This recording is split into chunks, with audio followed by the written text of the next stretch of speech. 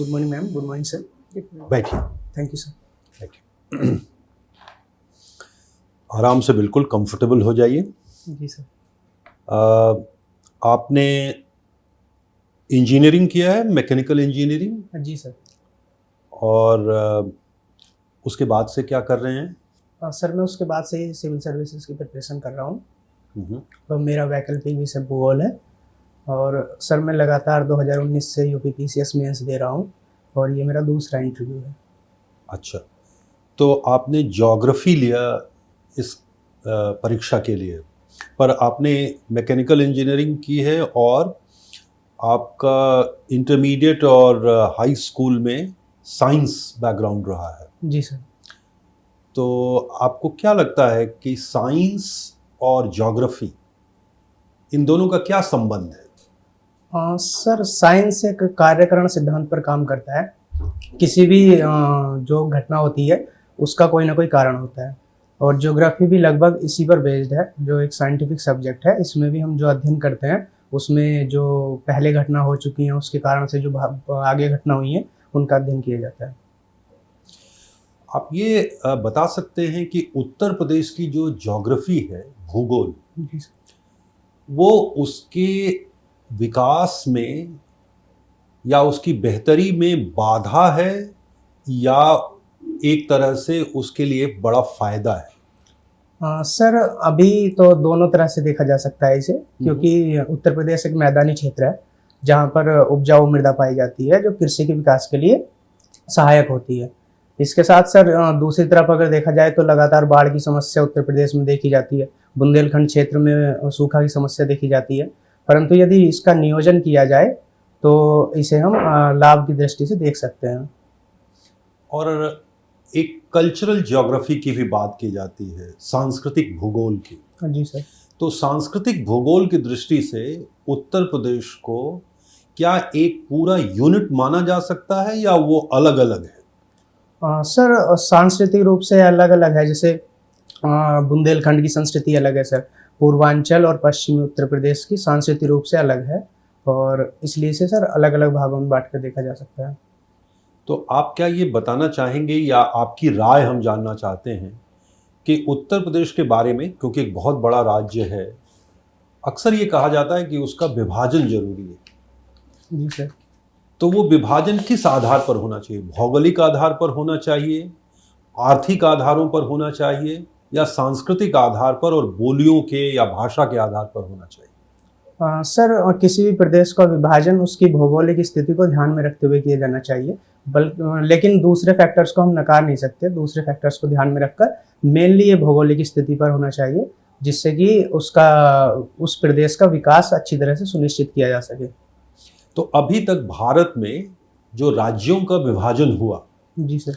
तो राज्यों के विभाजन के लिए जो नए राज्य गठित किए गए, उनके पीछे क्या फिलॉसफी थी, दर्शन क्या था, उसके पीछे राजनीतिक सिद्धांत क्या था? किस आधार पर राज्यों का गठन हुआ भारत में? सर आज़ादी के बाद से ही दक्षिण भारत में एक भाषा के आधार पर राज्यों की मांग शुरू हो गई थी। तो उस वक्त जो आंदोलन शुरू हुआ उसके कारण भाषा के आधार पर आंध्र प्रदेश का गठन किया गया। उसके बाद सर अलग अलग राज्यों की मांग की जाने लगी, जैसे पंजाब और हरियाणा का विभाजन हुआ। और सर इसके बाद आर्थिक संसाधनों के आधार पर झारखंड का विभाजन किया गया। झारखंड राज्य बना, जो कि उत्तर प्रदेश से कटकर उत्तराखंड बना था जब उसके साथ ही बना। सर अलग अलग कारण इसके रहे हैं और वो परिस्थितियों पे सर डिपेंड किया है। तो आज के समय में अगर राज्यों का फिर से पुनर्गठन करने की जरूरत हो तो उसके लिए क्या आधार होने चाहिए?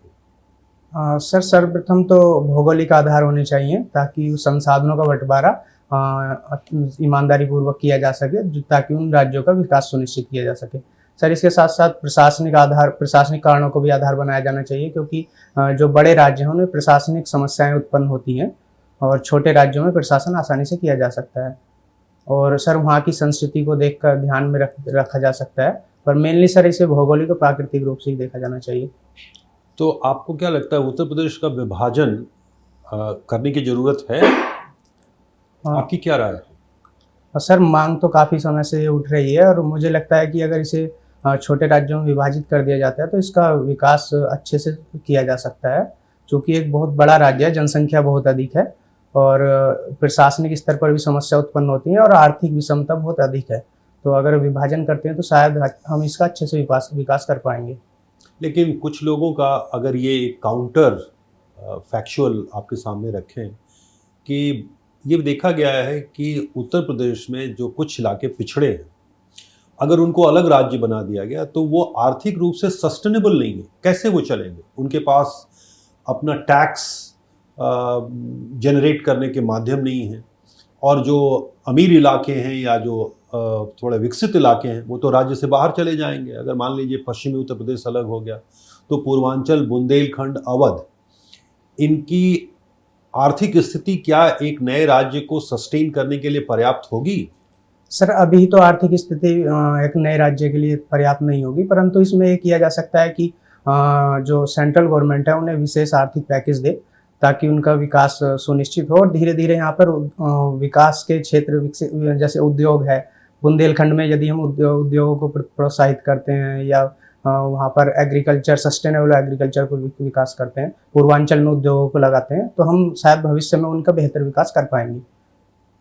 लेकिन अभी आपने हाल में अखबारों में पढ़ा होगा, वित्त मंत्री श्रीमती निर्मला सीतारमण ने कहा है कि अब किसी भी राज्य को विशेष राज्य का दर्जा नहीं दिया जाए। उन्होंने बिहार के मसले पर यह बात साफ की। जी। आंध्र की तरफ से भी ये मांग हो रही है, सभी राज्य ये मांग करने लगेंगे पिछड़ेपन के आधार पर। तो क्या ये केंद्र सरकार के लिए संभव है? सर केंद्र सरकार अपनी आर्थिक स्थिति को ध्यान में रखते हुए ऐसे कदम उठाती है और जैसा कि केंद्र सरकार अभी राजकोषीय घाटे को कम करने की कोशिश कर रही है, इससे केंद्र के राजकोषीय घाटे पर प्रभाव पड़ता है। तो अभी ऐसा किया जा रहा है, परंतु अगर हम नए स्टेट बनाते हैं और आवश्यकता महसूस होती है तो केंद्र सरकार सहायता कर सकती है। आप उत्तर प्रदेश के किस जिले से आते हैं? अमरोहा। अमरोहा से आते हैं और आपने पढ़ाई की है आजमगढ़ में? जी सर। तो आप ये बताएंगे कि अमरोहा और आजमगढ़, जी सर, दोनों में क्या समानताएं हैं और क्या विभिन्नताएं हैं? दोनों को क्या चीज़ें एक तरह का बनाती हैं और अलग अलग भी बनाती हैं? सर समानता के स्तर पर आजमगढ़ और अमरोहा दोनों में ही लगभग सभी धर्मों के लोग निवास करते हैं और इसके साथ सर एग्रीकल्चर मेनली किया जाता है दोनों में। और सर मतलब विभिन्नता के स्तर पर सर ये पूर्वी उत्तर प्रदेश में आता है तो आजमगढ़, जिसमें आर्थिक विकास थोड़ा सीमित हुआ है, जबकि पश्चिमी उत्तर प्रदेश में होने के कारण अमरोहा का आर्थिक विकास थोड़ा ज़्यादा है। तो अगर पिछले दिनों राज्य सरकार ने वहाँ 1 डिस्ट्रिक्ट 1 प्रोडक्ट की स्कीम शुरू की है, आपको मालूम है आजमगढ़ का और अमरोहा के क्या 1 डिस्ट्रिक्ट 1 प्रोडक्ट में किस प्रोडक्ट को सरकार प्रमोट कर रही है?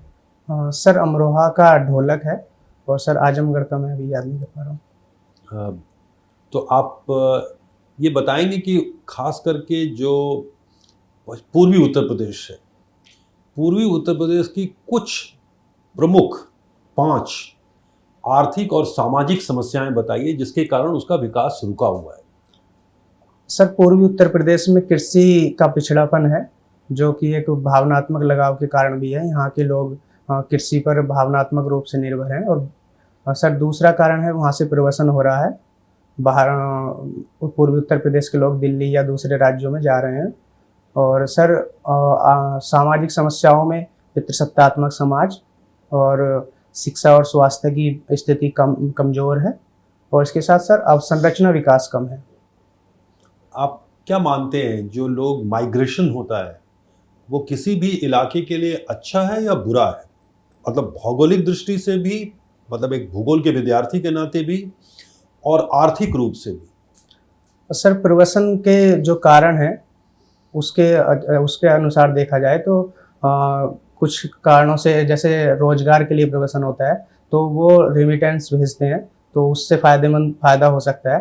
परंतु जब स्थानीय स्तर पर रोजगार की व्यवस्था नहीं होती है, स्वास्थ्य शिक्षा की व्यवस्था नहीं होती है तो लोग माइग्रेट करते हैं। तो वहाँ का आर्थिक पिछड़ापन वहाँ की समस्या है, इस वजह से लोग माइग्रेट करते हैं। तो सर ये इसके नुकसान भी हैं, और सर फ़ायदा ये है कि हम जो लोग बाहर जाते हैं वहाँ से पैसा कमा के स्थानीय स्तर पर भेजते हैं, तो उससे लाभ भी होता है सर। तो आपने मैकेनिकल इंजीनियरिंग करी, जी मैम। तो इसका आपको क्या लगता है कि क्या यूज़, आपने इसमें क्या पढ़ा और इसका क्या यूज़ हो सकता है एडमिनिस्ट्रेशन में?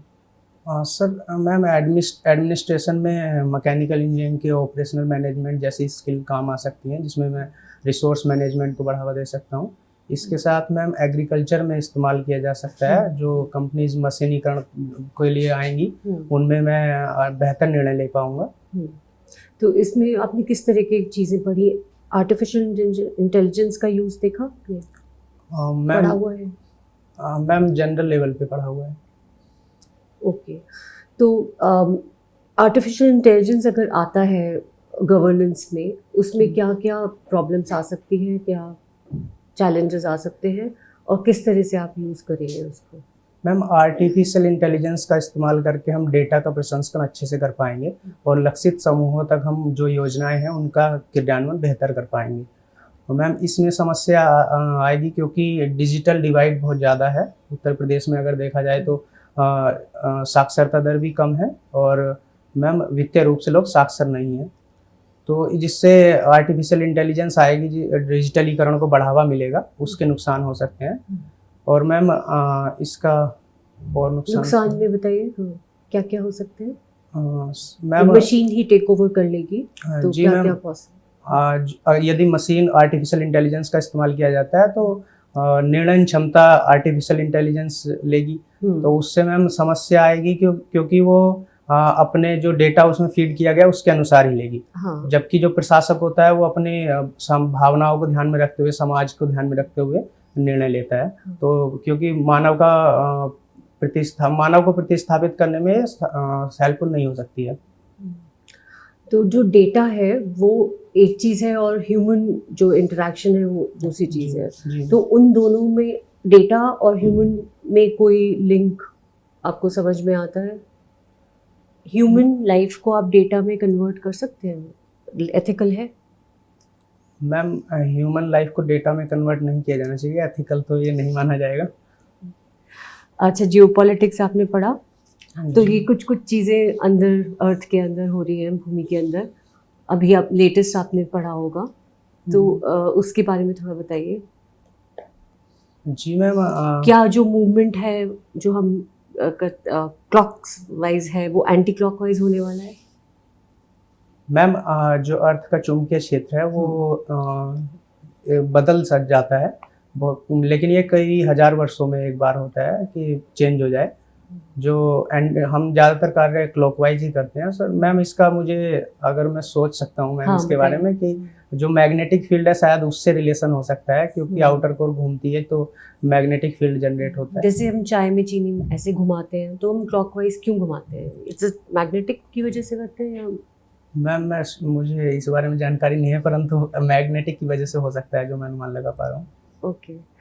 जियोपॉलिटिक्स का एक और रूप है कल्चरल, उसमें किस तरह की जियोपॉलिटिक्स आप सोच सकते हो सकती है? जियोपॉलिटिक्स, एनर्जी जियोपॉलिटिक्स के बारे में पता है, सुना है? जी मैम, जी मैम। वो क्या होती है? मैम जो एनर्जी रिच क्षेत्र हैं उनसे हम एनर्जी आयात करते हैं, और वो स्ट्रेटजिक रूप से बहुत इंपॉर्टेंट हो जाते हैं। जैसे अभी तक का एग्जांपल बताइए जो अब तक का चला आ रहा है, कौन से रिच जैसे मैम दक्षिण पश्चिम एशिया है, अरब का क्षेत्र है, वो उत्तर पश्चिमी एशिया है, उसमें अरब का क्षेत्र है। वहाँ पर जीवाश्म ईंधन काफ़ी मात्रा में पाया जाता है, प्राकृतिक गैस का वो लोग निर्यात करते हैं, तो वो स्ट्रेटजिक रूप से बहुत ज़्यादा इम्पोर्टेंट है। इसी के कारण वहाँ पर अमेरिका, रूस और चाइना अपने अपने हितों को साध रहे हैं। मैम यही सोच पा रहा हूँ। और ट्रांजिशन के टाइम पे, एनर्जी ट्रांजिशन में अब क्या चेंज आएगा जियोपॉलिटिक्स में? मैम अभी सभी देश रिन्यूएबल एनर्जी पर काम कर रहे हैं, तो जो उष्ण कटिबंधीय क्षेत्र है, सौर ऊर्जा की तरफ ज़्यादा ध्यान दिया जा रहा है। तो भारत एक एनर्जी रिसोर्स में एक धनी क्षेत्र के रूप में उभर सकता है, क्योंकि यहाँ पर उष्ण कटिबंधीय क्षेत्र में आता है, तो यहाँ सौर ऊर्जा की ज़्यादा संभावनाएं हैं, और रिन्यूएबल एनर्जी में अपतटीय ऊर्जा को बढ़ावा दिया जा सकता है। लेकिन सोलर एनर्जी के लिए तो टेक्नोलॉजी चाहिए, आपने मैकेनिकल इंजीनियरिंग में पढ़ा होगा, तो वो टेक्नोलॉजी हमारे पास है? नहीं मैम, हमें ज़्यादातर आयात करना पड़ता है और उसके लिए हम तो उससे जियोपॉलिटिक्स का अब क्या चेंज होगा? रिसोर्सेज पे फिर भी निर्भर रहेगी, राइट? जी मैम। तो कौन से रिसोर्स अब पावरफुल हो जाएगा और जियोपॉलिटिक्स को चेंज कर देगा? मैम अभी रेयर अर्थ मेटल्स ज़्यादा महत्वपूर्ण हैं, जो कि भारत बाहर के देशों से आयात करता है, वो काफ़ी महत्वपूर्ण हो जाएंगे। और भारत इसमें रिसर्च भी कर रहा है कि भारत में रेयर अर्थ मेटल्स खोजे जाएं, और मैम ये चेंज होने वाला है। रेयर मेटल अर्थ को लाया नहीं जा सकता ना, जो जहाँ है वो वहाँ जी है। मैम। उसमें सर मैम रिसर्च की जा सकती है कि जो अभी जैसे कश्मीर में, जम्मू कश्मीर में, सॉरी मैम, लद्दाख में अभी लिथियम का खोज हुई है मैम। तो हम खोज पे ध्यान दे सकते हैं, क्योंकि अभी क्या है, हम जो खनिज पदार्थ हैं उन्हें अच्छी तरह से खोज नहीं पाए, तो उन्हें खोजने पर बल दिया जा सकता है। ज्योग्राफी में एक और भी, और खास करके उत्तर प्रदेश के लिहाज से बहुत महत्वपूर्ण है, वेटलैंड्स। अभी हाल में हमने इंटरनेशनल वेटलैंड्स डे भी मनाया है पिछले हफ्ते ही। तो आप ये बताइए कि वेटलैंड्स का ओवरऑल हमारे इकोलॉजी में क्या रोल है? सर वेटलैंड्स एक तो जल संरक्षण को बढ़ावा देते हैं, दूसरा मैम सर जैव विविधता को बढ़ावा देते हैं, कई प्रजातियों का संरक्षण वहाँ पर किया जा सकता है। इसके साथ सर भूमि संरक्षण को बढ़ावा देते हैं, जो अपशिष्ट पदार्थ हैं उन्हें वेटलैंड अवशोषित कर लेते हैं। इसके साथ सर बाढ़ आती है तो वेटलैंड्स उसमें सहायक होते हैं उसकी प्रभाविता को कम करने के लिए। इसी से रिलेटेड नेचुरल सपोर्ट सिस्टम आप जानते हैं? नेचुरल सपोर्ट सिस्टम किसे कहते हैं? मैम मैं एग्जैक्ट नहीं जानता हूँ, पर इसके बेसिस पे 2 पॉलिसीज आई हैं, बजट में भी उनका है, वो पॉलिसीज के नाम बताएंगे? अभी हाँ, इस साल सर, के बजट में अनाउंस किया के गया। बजट में। सर मिस्टी योजना चलाई गई मैंग्रोव को बढ़ावा देने के लिए, और पीएम परिणाम योजना है जिसमें जैव उर्वरक या फिर जो रासायनिक उर्वरक है उनके वैकल्पिक उर्वरकों को बढ़ावा देने के लिए काम किया जाएगा। और इसके लिए वेटलैंड्स के लिए क्या स्कीम अनाउंस हुई है? सॉरी सर, मैं धरोहर धरोहर का नाम सुना, उसमें वित्त मंत्री ने अनाउंस किया है। जी सर। तो उत्तर प्रदेश में कोई आप बताएंगे रामसर साइट? जी सर, उत्तर प्रदेश में 10 रामसर साइट हैं, और जो लेटेस्ट है वो हैदरपुर वेटलैंड्स है, जो बिजनौर और मुजफ्फरनगर के बॉर्डर पर है। और उसमें सबसे महत्वपूर्ण कौन सा है? इन 10 में से सबसे महत्वपूर्ण कौन सा है? और वेटलैंड्स के सामने इस समय क्या चैलेंजेस हैं उनके संरक्षण को लेकर के? सर महत्वपूर्ण तो मैं सर ऐसे मुझे नहीं समझ आ रहा है कि कौन सा है। ठीक है। चैलेंजेस में सर आर्द्र भूमियों का जो भूमि उपयोग प्रतिरूप में परिवर्तन आ रहा है, आर्द्र भूमियों पर अतिक्रमण बढ़ रहा है, जिसके कारण वो सूखती जा रही हैं, और सर इसके कारण जो बाढ़ है या फिर सूखा है उसकी समस्या का जो प्रभाव है वो बढ़ता जा रहा है। और सर जो प्रशासनिक स्तर पर अभी पहचान की भी समस्या है, हम आर्द्र भूमियों की पहचान अच्छे से नहीं कर पाए हैं ताकि उन पर जो स्टैंड ले पाएँ, तो सर ये भी एक समस्या है। अच्छा, ये गंगा सफाई योजना के बारे में आप जानते ही होंगे। जी सर। उत्तर प्रदेश में गंगा का काफ़ी हिस्सा गुजरता है, तो उत्तर प्रदेश में गंगा सफाई के सामने क्या 3 सबसे बड़ी समस्याएं आज भी बनी हुई हैं? सर अभी हम पहचान नहीं कर पा रहे हैं कि अपशिष्ट पदार्थ कहाँ से गंगा में मिलाया जाता है, और अब जैसे कि गंगा बहुत लंबा क्षेत्र में बहती है उत्तर प्रदेश में, तो जगह जगह पर अपशिष्ट पदार्थों का क्या कहते हैं बहा दिया जाता है गंगा में। इसके साथ सर हमारे पास टेक्नोलॉजी तो है लेकिन महंगी है गंगा क्लीन गंगा करने के लिए, और सर जनता में जागरूकता का अभाव है। दूसरा सर कुछ सांस्कृतिक परंपराएं भी हैं जो गंगा में हम जैसे शमशान घाट के स्तर पर जो कि उनसे प्रदूषित करती हैं। आपको क्या लगता है गंगा को अगर फिर से साफ बनाना है तो 2 सबसे महत्वपूर्ण काम क्या होने चाहिए? सर सबसे पहला तो जागरूकता की, हम ये समझें कि गंगा उत्तर प्रदेश और देश के लिए कितनी महत्वपूर्ण है, स्वच्छ जल कितना महत्वपूर्ण है, दूसरा सर, प्रशासनिक स्तर पर हम काम कर सकते हैं कि आसपास का जहाँ जहाँ उद्योग के द्वारा वेस्ट वहाँ गंगा में मिलाया जाता है, उद्योगों पर उसके लिए जो उद्योग चोरी छिपे मिलाते हैं, कुछ मिलाते हैं, तो उन्हें कड़े कानून के द्वारा रोका जाना चाहिए। और सर, लेकिन इसमें अगर मैं आपसे ये कहूँ कि जैसे कानपुर है, जी सर, कानपुर का जो पूरा चमड़ा उद्योग है, जी अगर हम कड़े कानून और कड़ा प्रशासन जी के जरिए उसको रोकने की कोशिश करते हैं, तो उसमें बहुत सारी टैनरीज हैं जिनके पास इतने संसाधन नहीं हैं कि वो अपने जो अवशिष्ट है उसको संशोधित कर सकें और उनको बंद कर दें। उसमें हजारों लाखों लोगों का रोजगार है। जी सर, उत्तर प्रदेश के लिए वो एक बहुत महत्वपूर्ण आय का स्रोत भी है। जी सर। तो आपको लगता है कि वहाँ कड़े कदम उठाने से मामला सुलझेगा या उसमें कुछ हमें और करना चाहिए? सर, कड़े कदम तो उठाए जाने चाहिए, परंतु ये ध्यान में रखना चाहिए कि उनका रोजगार और वो उद्योग उत्तर प्रदेश के लिए कितना महत्वपूर्ण है। तो सरकार उसके लिए टेक्नोलॉजी उपलब्ध करा सकती है, सब्सिडी दे सकती है, ताकि वो लोग अपने उद्योगों में अपशिष्ट प्रबंधन कर सकें। बहुत अच्छा। लेकिन आप एक ये बताएंगे कि अगर मान लीजिए आपका नहीं होता है तो जी सर। आपके पास प्लान बी क्या है? सर, मैं 2019 से ही लगातार मेंस दे रहा हूँ, ये मेरा लगातार दूसरा इंटरव्यू है और मुझे उम्मीद है कि शायद इस बार हो जाएगा, और नहीं होगा तो सर मैं अगली बार फिर से कोशिश करूँगा, क्योंकि मैं सफलता के काफ़ी करीब हूँ। तो सर, मुझे उम्मीद है कि मैं सफल हो जाऊँगा, और यदि फिर भी नहीं होता है तो फिर मैं वैकल्पिक के रूप में देखूंगा, और मैं शिक्षा के क्षेत्र में जाना चाहूँगा।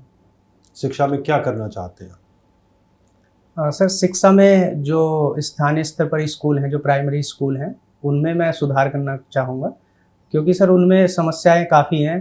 अवसंरचना के स्तर पर तो अब सरकार ध्यान दे रही है, परंतु जो शिक्षक प्रशिक्षण है उसमें सुधार किया जा सकता है, लोगों की मानसिकता में सुधार किया जा सकता है, क्योंकि लोग सरकारी स्कूलों में अपने बच्चों को पढ़ाना नहीं चाहते हैं।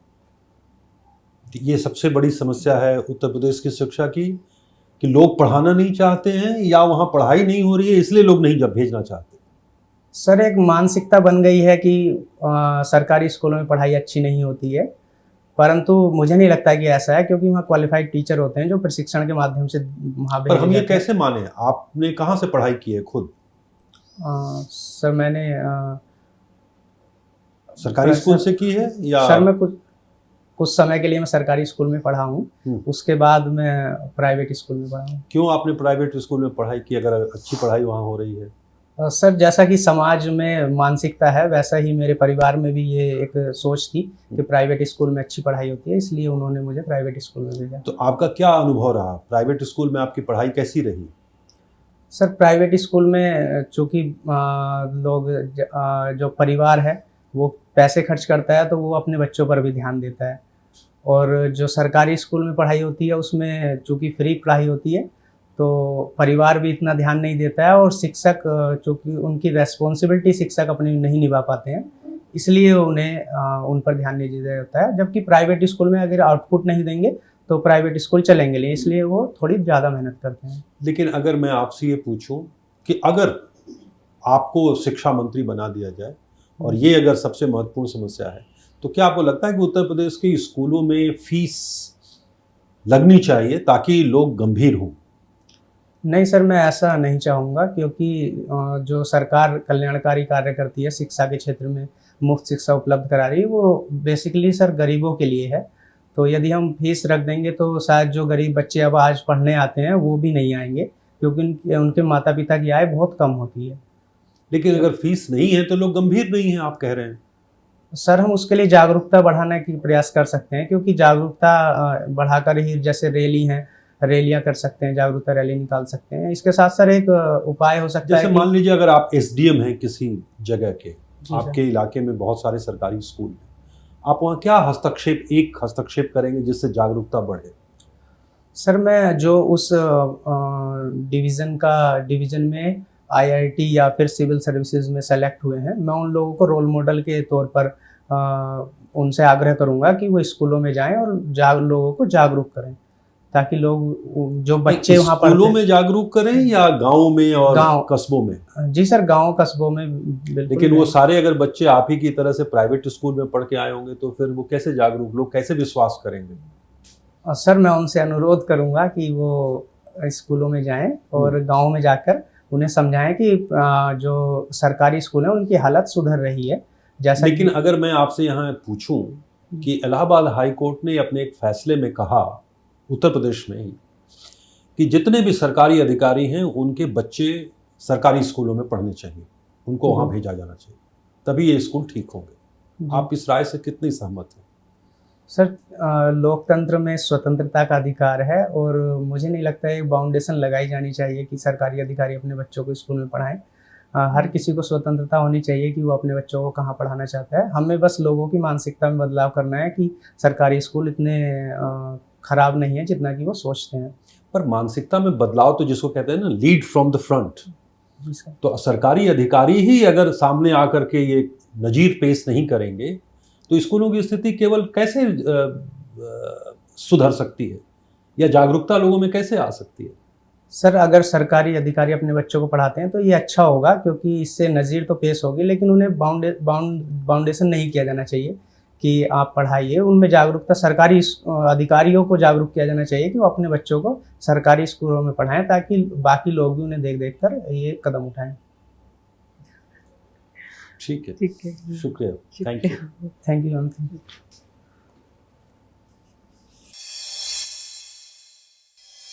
देखिए,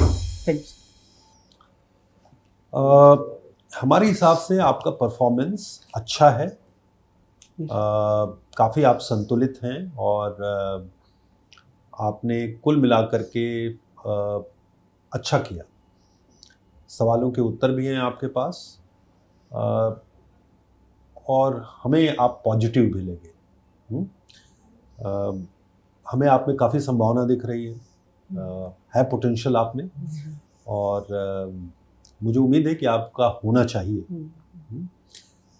लेकिन कुछ सुधार की गुंजाइश तो हमेशा रहती है, और सुधार की गुंजाइश के लिहाज से मैं ये कहूँगा कि जो ओवरऑल आपका जो बॉडी लैंग्वेज है ना, वो थोड़ा सा काफ़ी स्टिफ हमें दिखा। सर स्ट्रेस मैनेजमेंट नहीं हो पा रहा है। नहीं, कोई बात नहीं, वो हो जाता है धीरे धीरे सबको। अभी तो आप एक मॉक में बैठे हैं, इतना स्टिफ हो जा रहे हैं, वहाँ आप सोचिए रियल लाइफ सिचुएशन में तो और भी ज़्यादा प्रेशर होगा ना। जी सर। आज तो मतलब एक हम हल्के फुल्के, ये में कुछ भी हो कोई बात नहीं है, तो थोड़ा हमें उस पर ध्यान देने की जरूरत है कि बहुत स्टिफ नहीं, एक कॉन्शियसली थोड़ा प्लीजेंट, थोड़ा वेलकमिंग क्वेश्चंस के लिए रहना चाहिए, मतलब अप्रोच में। दूसरा ये है कि जो टोन है आपका वो थोड़ा और स्पष्ट हो, मतलब थोड़ा क्षेत्रीय भाषा का जो असर रहता है, पर थोड़ा सा उसको अगर, मतलब ये तो तैयारी का आखिरी समय है। हाँ, फंबल थोड़ा ज़्यादा हो रहा है। कब है आपका इंटरव्यू? सर मैम 28 को। ये 28। हाँ, पर मतलब थोड़ा सा हिंदी साफ सुथरी और वो होनी चाहिए, तो उसमें, लेकिन वो कोई बहुत बड़ी समस्या नहीं है। लेकिन अगर थोड़ा आप ध्यान दे सकें अपने उत्तरों में कि वो एक जो उनका, जिसको हम आर्टिकुलेशन कहते हैं ना, अभिव्यक्ति, अपनी बात को जिस तरह से हम कह रहे हैं, फ्लो टूट जा रहा था बीच में। बिल्कुल, तो वो कोई दिक्कत नहीं है वैसे। वो उससे कई बार बहुत ही नेचुरल भी लगता है, हाँ, मौलिक लगता है कि आपने कुछ रटा हुआ नहीं, सोच करके और समझ करके जवाब दे रहे हैं, पर वो इम्प्रेशन उसी तरह का आना चाहिए, है ना। ये नहीं लगे कि आप क्लूलेस हैं, समझ गए ना, कि आप कुछ सोच रहे हैं और क्लूलेस हैं और फिर भी कुछ बोले जा रहे हैं, वो आपकी बॉडी लैंग्वेज से या टोन से नहीं झलकना चाहिए।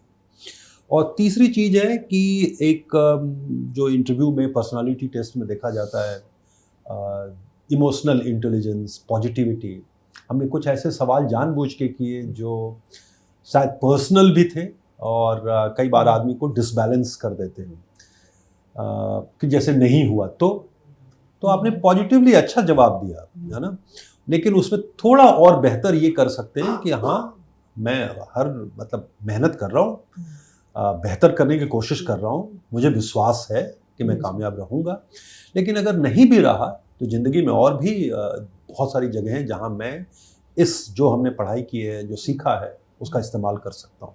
तो इस तरह का एक वो कॉन्फिडेंस में वो दिखाई पड़ना चाहिए। आप उसको लेके थोड़ा शेकी हो गए, है ना? जब मैंने थोड़ा पुश किया और तब आपने बताया कि हाँ मैं शिक्षा में चला जाऊंगा। हाँ। और शिक्षा में हम पॉलिसी की बात करने लग गए, हाँ, है ना? तो अब तो पॉलिसी तो में आप- वहाँ जैसे हाँ। आपने कहा कि हम शिक्षा में जाएंगे तो थोड़ा मेंटली भी हमको प्रिपेयर रहना चाहिए कि उस पर सवाल फिर पूछा ही जाएगा। हाँ।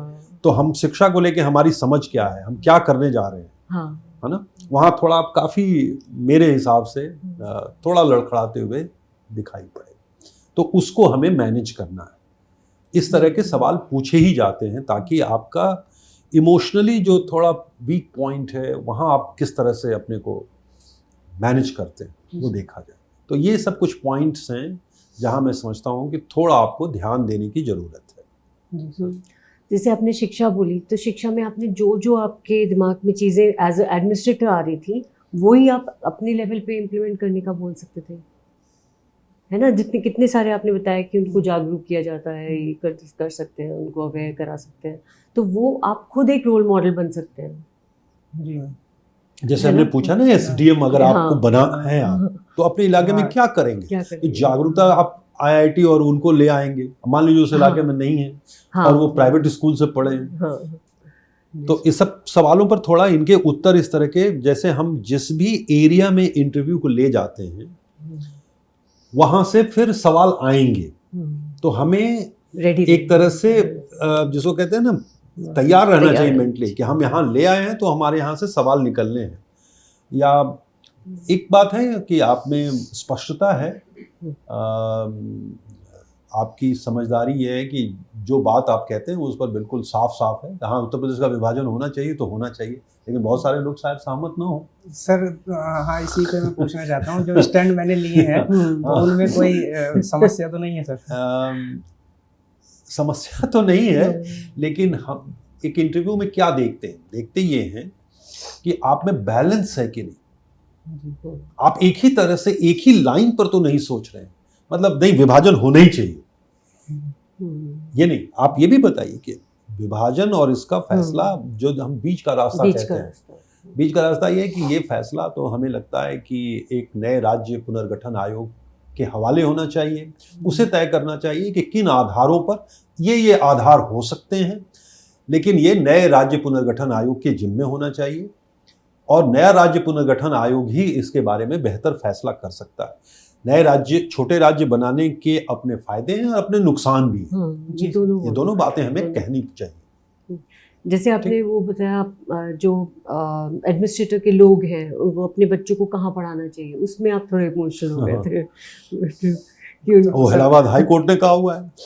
हाँ सर, उसमें तो बाउंडेशन नहीं कर सकते ना किसी को सर, या फिर नहीं, बिल्कुल सही है, नहीं कर सकते, लेकिन इसमें थोड़ा आपको एक मतलब अगर आप सरकारी अधिकारी हैं और बोर्ड में जो लोग बैठे हैं मतलब एक आइडियलिज्म देखना चाहते हैं, पर तो उसमें कहना चाहिए था आपको, यहाँ से शुरू करना चाहिए था कि मुझे लगता है कि इलाहाबाद हाई कोर्ट का यह फैसला या ये सुझाव बहुत महत्वपूर्ण है। शायद इससे स्कूलों की स्थिति में सुधार हो जाएगा, लेकिन हमें संवैधानिक प्रावधान भी देखना चाहिए कि ये अंततः चॉइस का मसला है। जी सर, है ना? इस तरह से पेश करना।